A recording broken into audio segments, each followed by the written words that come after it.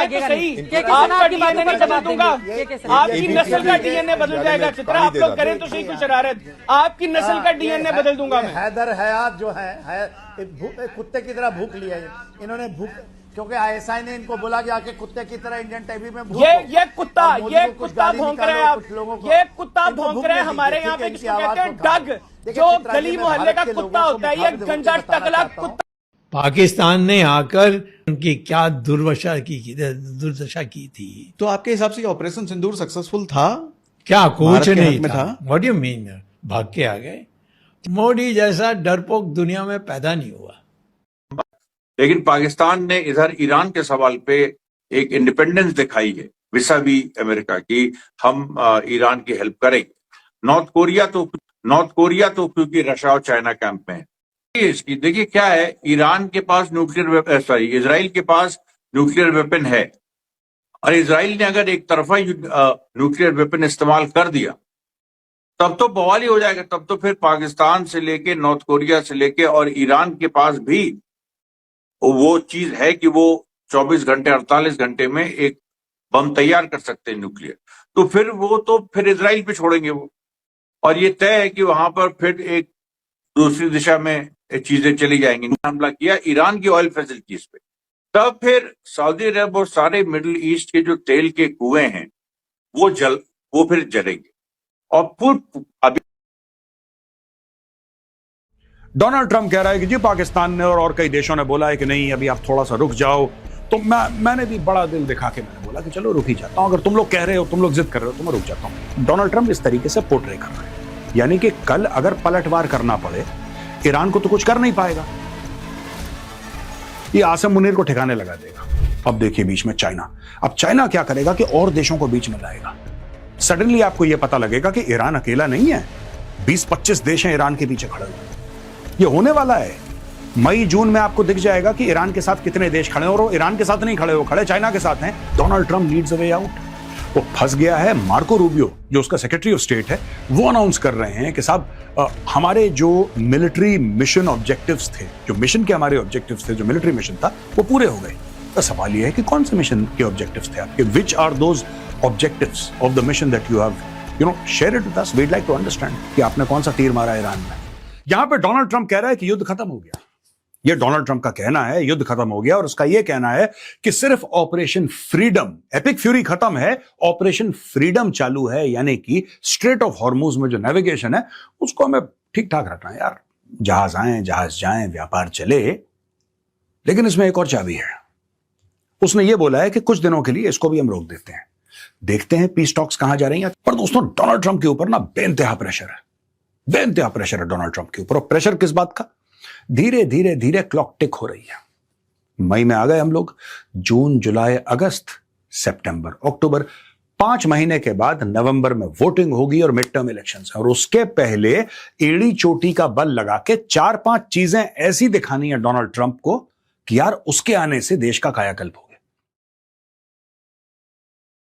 क्योंकि आज की तारीख में तेल महंगा, खाने की चीजें महंगी, घर महंगा, हर चीज महंगी अमेरिका के अंदर, और लोग डायरेक्टली डोनाल्ड ट्रंप को ब्लेम कर रहे हैं। अब ये फंस गया, मरता क्या ना करता, कुछ ना कुछ करना पड़ेगा, टैको करना पड़ेगा। ट्रंप ऑलवेज चिकन्स आउट, कोई यू टर्न लेना पड़ेगा, लोगों की आंखों में धूल झोंक के पतली गली से निकलना पड़ेगा डोनाल्ड ट्रंप को।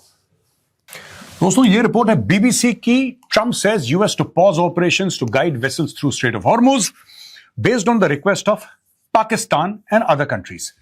ये सबसे बड़ा चूरन है, based on the request of Pakistan. अब मैं आपको एक बात बता रहा हूं, लोग कह रहे हैं पाकिस्तानी इस चूरन को बेच रहे हैं कि देखो हर अपने दूसरे ट्वीट पे जब भी बात होती है पीस टॉक्स की, डोनाल्ड ट्रंप हमारा नाम लेता है, हमारा नाम लेता है। पाकिस्तानी एक ऐसी कौम है जो कभी यह नहीं पूछती कि अगर कोई कुछ कर रहा है तो उसके पीछे कारण क्या है। अगर उनको लगता है कि इसमें बेनिफिट है तो आंख अपनी बंद कर लेते हैं। यानी कि एक ऐसी कौम, मैं पाकिस्तानियों की बात कर रहा हूं, 25 करोड़ आवाम की बात कर रहा हूं पाकिस्तान की, और उनके जो हुक्मरान है मैं उनकी भी बात कर रहा हूं। एक ऐसी कौम जो पास का फायदा देखती है, दूर का नुकसान नहीं देख पाती, और बार बार पाकिस्तान को मुंह की खानी पड़ती है। डोनाल्ड ट्रंप तैयार कर रहा है, इसको अंग्रेजी में कहते हैं दोस्तों फॉल गाय। यानी कि जब भी फेलियर हो तो एक को पकड़ के आप बोलिए कि भाई इसकी वजह से हुआ यह गड़बड़। समझ गए? एक ब्लेम लेने वाला चाहिए। आपको क्या लगता है डोनाल्ड ट्रंप जो इतना बड़ा बिजनेसमैन रह चुका है, यूएस का प्रेसिडेंट है, ये पूरे के पूरे मामले में खुद को फेलियर साबित करेगा वो, या वो अग्री कर जाएगा कि तुम मुझे फेलियर साबित कर दो? नहीं, they need a fall guy and Pakistan is that fall guy. Pakistan का के ऊपर ये ठीकरा फोड़ा जाएगा कि बेटा तुम्हारी वजह से नालायकी हुई है, तुम पीस टॉक्स नहीं करवा पाए, इसलिए बार बार पाकिस्तान को सामने डालता है अदर कंट्रीज। एक बात बताइए, डोनाल्ड ट्रंप जो पूरा निबंध लिख देता है, जो ट्रूथ सोशल पे सिर्फ एक पोस्ट नहीं डालता, पूरा निबंध डाल देता है अदर कंट्रीज। ये कंट्रीज हैं कौन सी? 2-3 कंट्रीज का नाम तो बताते हैं हमें कि साहब ये भी कंट्रीज हैं। कुछ नहीं है, ये चूरन बेच रहा है।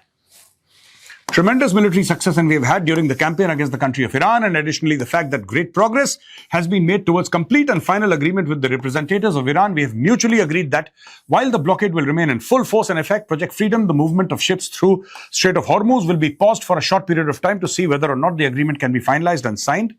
अच्छा जी, यहां पे ईरानियन स्टेट मीडिया ने बोला है कि ट्रंप ने रिट्रीट कर दिया और इसके कंटिन्यूड फेलियर्स हैं।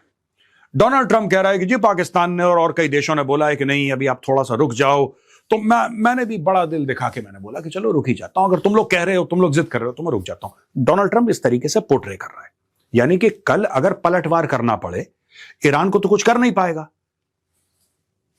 ये आसिम मुनीर को ठिकाने लगा देगा, क्योंकि किसी ना किसी को तो इसको बोलना है कि यार ये बंदा था, इसकी वजह से हुआ ये। He will find somebody to blame. Donald Trump कभी अपने ऊपर कभी ब्लेम डोनाल्ड ट्रंप नहीं लेता है। 80 साल का होने वाला है, 2-4 महीने में हो जाएगा 80 साल का। आप इसकी जीवनी चेक करिए, इसने कभी ये नहीं बोला है कि आई एम सॉरी यार, this is happened and this is my fault and therefore I take responsibility. ना, ये सब चैप्टर उसकी बुक में है ही नहीं। अब ये देखिए साहब, ईरानी स्टेट मीडिया ये कह रहा है कि ट्रंप रिट्रीट कर गया, यानी कि पीछे हट गया, और इसके कंटिन्यूड फेलियर्स हैं। अब यहां पे आप ये देखिए, straight of Hormuz expand control कर दिया ईरान ने। तो यहां पे ईरान कहता है, ये देखिए, ये हम स्ट्रेट ऑफ हॉर्मुज, ये वाला इलाका है ना, अब ये तो ईरानियन वाटर्स हैं, ये ओमानी वाटर्स हैं, करेक्ट। अब दोस्तों यहां पे अगर आप देखेंगे, ईरान का यह कहना है कि ईरान एक्सपैंडेड एरिया, वो कह रहा है कि ये केशम आइलैंड है, यहां से लेकर यूएई तक, और ये माउंट मुबारक से लेकर फुजैरा तक। फुजैरा वो जगह है जो 48 घंटे पहले इन्होंने बॉम्ब मारे थे, इस पे मिसाइल मारी थी, ये वही जगह है यूएई में। तो इन्होंने फुजैरा को ठोक दिया था। तो ये कह रहे हैं कि जो पहले हमारा कंट्रोल यहां पे था, अब वो कंट्रोल इस इलाके में हो गया, यानी कि ये पूरा इलाका ईरानियन कंट्रोल के अंडर है। और दोस्तों यहां पे गल्फ ऑफ ओमान में करीब इस इलाके के आसपास ये यूएस का ब्लॉकेड है, ठीक है। ईरान अपना कंट्रोल इसमें एक्सपैंड कर रहा है, ऐसा ईरान का कहना है। यह खबर हमने ली है रॉयटर्स से, और जब बॉस चूरन बेचता है तो बाकी टीम मेंबर भी उसके चूरन बेचते हैं। यह इनकी मजबूरी बन जाती है, भाई आपको अपने बॉस को सपोर्ट करना है। अब मार्को रूबियो क्या करे, अब उसकी गलती भी नहीं है। जब उसका बॉस कह रहा है कि जीत गए, सच तो इसको भी पता है, लेकिन इसको ही चूरन बेचना पड़ेगा। Rubio says US has achieved the objectives of Iran operation. US Secretary of State Marco Rubio argued on Tuesday that the United States had achieved its objective in its military campaign against Iran, despite not yet securing Tehran's enriched uranium, and that the effort to ensure safe passage for oil transit in the Strait of Hormuz is a separate, smaller defensive operation. The Operation Epic Fury is concluded. We achieved the objectives of that operation. I'm not going to, we are not cheering for an additional situation to occur. We would prefer the path of peace. What the president would prefer is a deal. अच्छा, अब आप एक बात बताइए, ये लोग क्या क्या चाह रहे थे? ये चाह रहे थे, अब 28 फरवरी को हमला होता है, 27 तक तो स्ट्रेट ऑफ हॉर्मुज खुला ही था, 28 के बाद ही तो बंद करा ईरान ने। तो कह रहे हैं कि स्ट्रेट ऑफ हॉर्मुज हम खोलना चाहते हैं, वो तो खुला था। तो अगर स्ट्रेट ऑफ हॉर्मुज खुला था तो 28 तारीख को आपने बम क्यों गिराए? ठीक है, आपने कुछ सोच समझ के, आपके कुछ एम्स होंगे ना, आपके कुछ एम होंगे। बाद में इन लोगों ने गोल पोस्ट बदले। इजराइल का एक ही एम था, रेजिम चेंज। इजराइल को और कोई एम में इंटरेस्ट नहीं है, उसको यह पता है कि रेजिम चेंज होगा तो बैलिस्टिक मिसाइल प्रोग्राम भी खत्म हो जाएगा और न्यूक्लियर प्रोग्राम भी खत्म हो जाएगा। सबसे पहले ईरान को, आपको ईरान की जो लीडरशिप है उसको हटाना है। काफी हद तक ये लोग सक्सेसफुल हुए, लेकिन इजराइल का जो एम था वो रेजिम चेंज था। राइजिंग लायन जो ऑपरेशन किया था ना, राइजिंग लायन, वो तो शाह का फ्लैग है, इसीलिए ऑपरेशन का नाम भी राइजिंग लायन, कि सबको पता लग जाए कि रेजिम चेंज। अमेरिका ने अटैक क्यों किया, अभी तक हमें यह समझ में नहीं आया दोस्तों, क्योंकि कभी ये कहते हैं साहब कि ईरान की जो नेवी है हम उसको खत्म करना चाहते थे और वो हमने कर दी। ईरान की एयरफोर्स को हम खत्म, उसकी नेवी तो वैसे ही खत्म थी और एयरफोर्स वैसे ही खत्म थी। पुराने कुछ रिकिटी से उनके फाइटर जेट्स थे बेचारे, ऐसा कोई लेटेस्ट कोई फाइटर जेट था नहीं उनके पास, पुराने 20-25-30 साल पुराने उनके पास टेक्नोलॉजी, 40 साल पुरानी टेक्नोलॉजी है। क्योंकि 1979 के बाद तो आपने उनके ऊपर इतने सैंक्शंस लगा दिए कि स्पेयर पार्ट्स नहीं आ रहे उनके पास, जुगाड़ से चला रहे हैं। ऐसी कोई उनके पास नेवी नहीं है जिसको आप कह सकते हैं कि बड़े तगड़े डिस्ट्रॉयर्स हैं उनके पास और इतनी बड़ी फ्लीट है, कुछ नहीं है उनके पास। आपने अगर ईरान की नेवी सिंक कर दी तो क्या किया, और अगर आपने उनकी एयरफोर्स को ग्राउंड कर दिया तो क्या हुआ? क्योंकि उनकी एयरफोर्स तो तब भी ग्राउंड थी पिछले साल जब आपने मिडनाइट हैमर लॉन्च करा था, मैं अमेरिकन की बात कर रहा हूं, और जब इजरायलियों ने राइजिंग लायन ऑपरेशन लॉन्च किया था तब भी उनकी एयरफोर्स टेक ऑफ नहीं करी थी। तो ये 1.5-2 महीने से चल क्या रहा है? What's happening? Because it's not clear to me. पूरे मार्च लड़ाई हुई, पूरे अप्रैल के बीच में जैसे कि ठीक है अब इसको रोको शोको थोड़ा सा, ये अब हम मई पे आ गए। ये 2 महीने से चल क्या रहा है?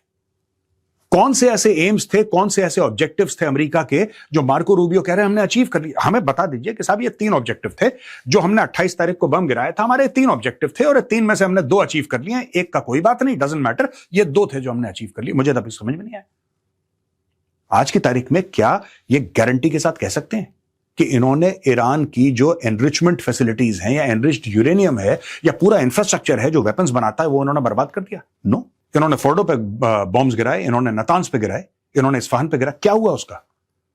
अब ये कह रहे हैं वो यूरेनियम मिल नहीं रहा है।